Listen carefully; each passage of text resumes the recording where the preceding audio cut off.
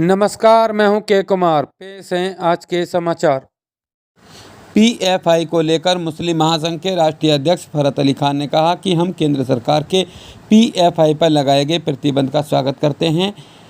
वे कहा कि हम ऐसे संगठन का विरोध ही नहीं करते बल्कि ऐसे संगठनों पर भारतीय मुसलमान थूकता है। फरहत अली खान राष्ट्रीय मैं अखिल भारतीय मुस्लिम महासंघ का राष्ट्रीय अध्यक्ष फरहत अली खान आज सरकार के उस आदेश का खैर मकदम स्वागत और अभिनंदन करने के लिए आप लोगों के सामने हूं, जिस पर पीएफआई जैसे आतंकवादी गतिविधियों में लिप्त संगठन पर 5 साल की पाबंदी आयद कर दी है। इस देश में रहते हैं, जो विदेश में बैठे हैं, उनसे हम कहेंगे कि पीएफआई या अन्य जैसे धार्मिक संगठन जो हमारे मुल्क के लिए, हमारे कानून के लिए, हमारे सरबराह यानी प्रधानमंत्री के लिए अगर गलत मंसूबे तैयार करते हैं तो ऐसे वीडियो को ना वायरल करें।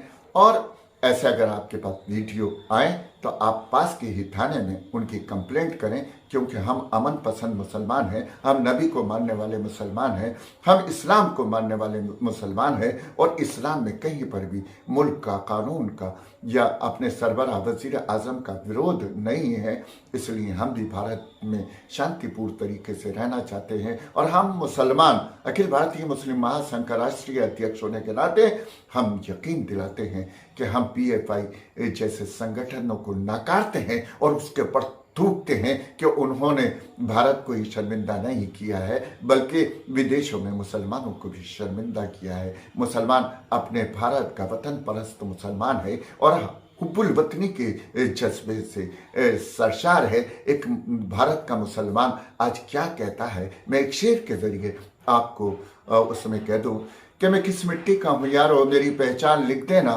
मैं किस मिट्टी का हूँ यारो मेरी पहचान लिख देना, और मेरे नाम के आगे फकत इंसान लिख देना, मेरे माथे पे न धर्मों के टिकट चस्पा करना, मेरे माथे पे न धर्मों के टिकट चस्पा करना, कफन के एक एक कोने पर हिंदुस्तान लिख देना, हिंदुस्तान लिख देना। भारत माता की जय, वंदे मातरम, पीएफआई मुर्दाबाद, पीएफआई मुर्दाबाद।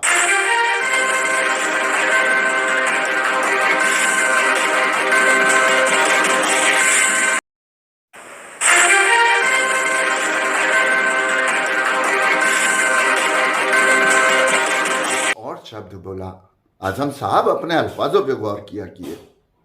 शेर किसी एक पद की गरिमा पे बैठे गरिमाई व्यक्ति के लिए ऐसे शब्द बोले जो मैं उसको रिपीट नहीं कर सकता। तो एक सवाल का जवाब दे दीजिए आजम साहब, बड़ी जिम्मेदारी के साथ कह रहा हूं कि फिर हजरत अली शेर खुदा क्यों कहा जाता है? ये आप लोग भी जवाब पूछिए उनसे जो उन्होंने सवाल किया है। इस सवाल को बार बार सुनिए और ये मुझे जवाब दीजिए कि फिर हजरत अली शेर खुदा क्यों कहा जाता है। रामपुर वालों, अब अपनी जुबान को खोलो। आप जब तक अपनी जुबान को नहीं खोलोगे तो ये लोग ऐसे ही बोलेंगे और ये लोग बोलेंगे तो आपका कैरेक्टर भी खराब होगा, आपका व्यवहार भी खराब होगा, आप अच्छे आदमियों में नहीं गिने जाएंगे। रामपुर वालों, जुबान खोलो, आओ ऐसी जुल्म के खिलाफ संघर्ष करो। अब इनकी बातों में नहीं आने की जरूरत है। मैं फिर से कहूंगा कि आजम साहब, आप सोच समझ कर बोला करिए, सोच समझ कर बोला करिए। इससे जहां मुसलमान बदनाम होते हैं, रामपुर वाले बदनाम होते हैं, वहां पर एक कौम और है जो बदनाम हो जाती है, जिसको पठान कहते हैं। आजम साहब, मुझे तो अपने आप जब खान साहब के आज ये मुकदमा आज वो मुकदमा, तो मुझे अपने आप पठान होने पर शर्म महसूस होती है, सिर्फ आपकी वजह से। जुबान को लगाम दो आजम खान।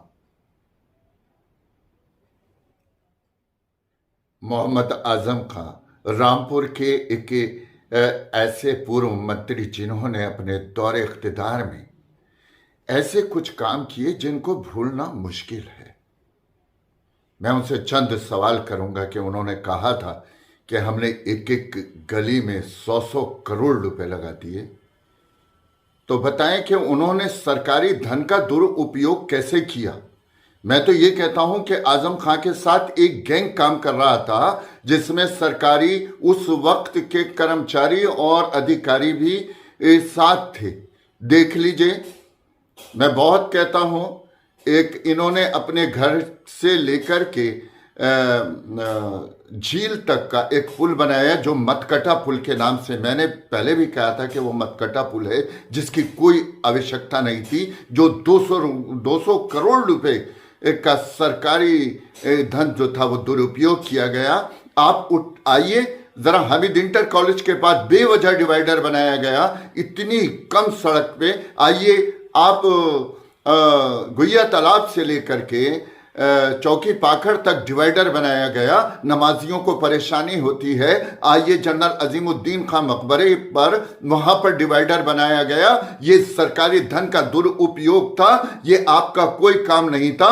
आपने अपने गैंग को, जो इस वक्त में मुलव्विस हैं, किसी सरकार या कानून ने आपके खिलाफ कार्रवाई नहीं की है, रामपुर की जनता ने आपके खिलाफ कार्रवाई की है। हम सवाल उठाएंगे आप पर, आप योगी आदित्यनाथ जी पर जो मुख्यमंत्री हैं, हम उनकी वकालत नहीं कर रहे हैं। आप अपने दौरे इक़्तिदार को देखिए कि आपने मज़ार तोड़े थे, आपने खानेखाहें तोड़ी थी, आपने कब्रिस्तान की मिट्टी उठा ली थी।